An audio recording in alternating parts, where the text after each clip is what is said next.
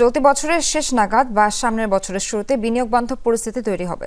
Furniture মেলার উদ্বোধনী অনুষ্ঠানে এমন মন্তব্য করেছেন বাণিজ্য উপদেষ্টা শেখ বশিরউদ্দিন। বলেন, অন্তর্বর্তী সরকারের গৃহীত পদক্ষেপের কারণে অর্থনীতি ঘুরে দাঁড়াচ্ছে। ৫ দিনের এই আয়োজন চলবে শনিবার পর্যন্ত।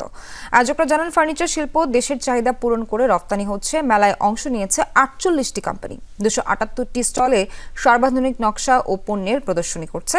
প্রতিদিন সকাল ১০টা থেকে রাত ৮টা পর্যন্ত দর্শনার্থীদের জন্য উন্মুক্ত থাকবে। অনুষ্ঠানে বাণিজ্য উপদেষ্টা জানান, ফার্নিচার শিল্পের জন্য মন্ত্রণালয় নতুন নতুন বাজার খুঁজতে কাজ করছে।